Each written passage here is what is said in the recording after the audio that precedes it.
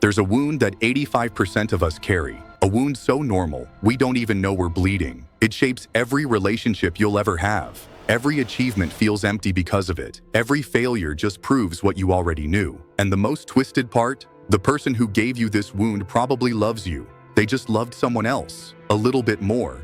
Picture this. Two brothers, same house, same parents, same blood. One gets the subtle smile when he walks in the room. The other gets noticed. Eventually, one's mistakes become funny family stories. The other's mistakes become proof of who he really is.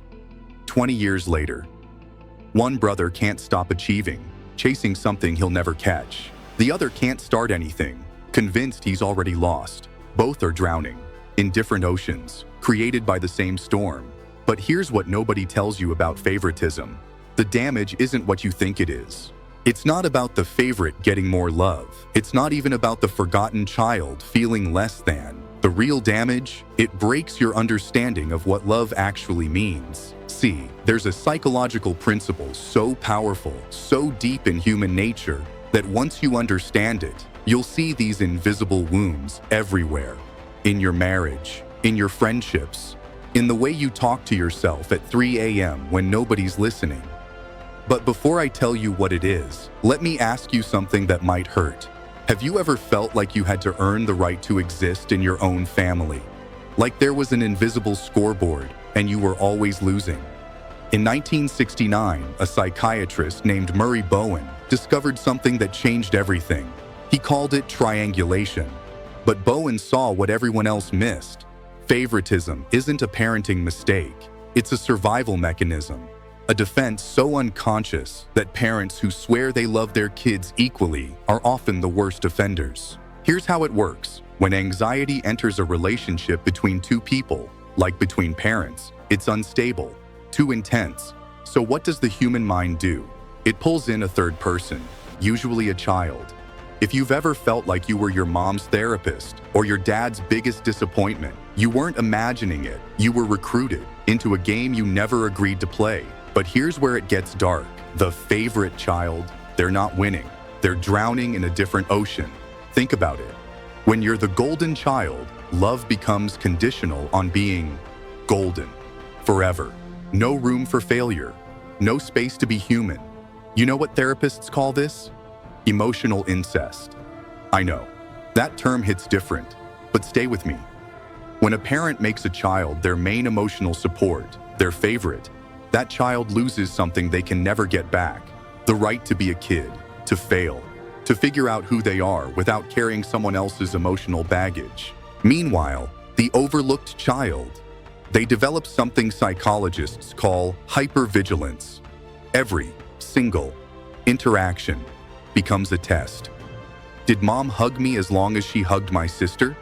Did dad's voice change when he said my name?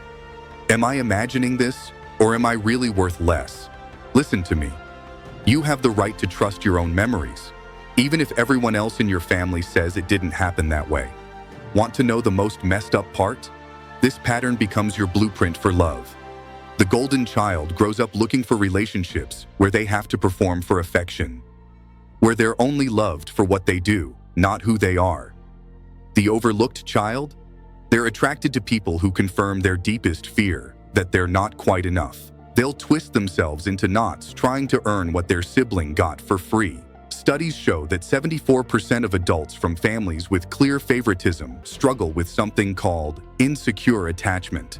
You know what that means in plain English? They literally don't know how to let themselves be loved. They're either holding on too tight or pushing everyone away. There's no middle ground because they never learned what secure love looks like. Most people will live their entire lives repeating these patterns. They'll blame themselves. They'll think they're broken.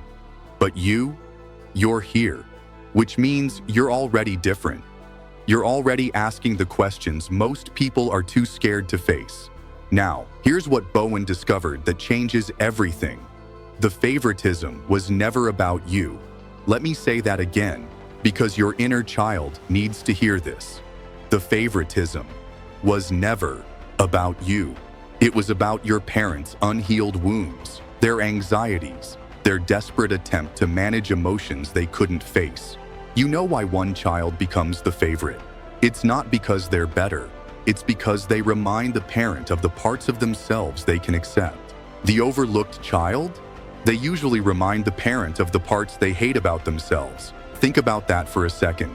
You might have spent your whole life trying to be different, better, more lovable, but you were fighting a ghost, a projection, a shadow in your parent's mind that had nothing to do with who you actually are. If you've ever felt like you were competing in a game where the rules kept changing, you were right, because the game was never about you winning. It was about your parent avoiding their own pain. So what do you do with this information? First, you need to understand something that's going to sound impossible right now. Your worth was never on the table. You have the right to stop auditioning for love you should have gotten for free. Here's what breaking free actually looks like. 1. See the pattern. Recognize it for what it is, a family wound being passed down like a curse. 2. Grieve. And I mean really grieve. For the childhood you didn't get. For the parent who couldn't see you. For the sibling relationship that got poisoned before it had a chance. You know what? Let yourself be angry about it. Anger is just sadness wearing armor. 3. Set boundaries with the story. You get to decide what this means about you. Your parents' limitations don't get to define your worth anymore. 4. Choose different. If you're watching this to the end, you're already choosing different. You're already breaking the pattern. Most people can't even admit this happened, but you're facing it head on. Here's my challenge to you. For the next 24 hours, notice every time you try to earn love instead of just receiving it.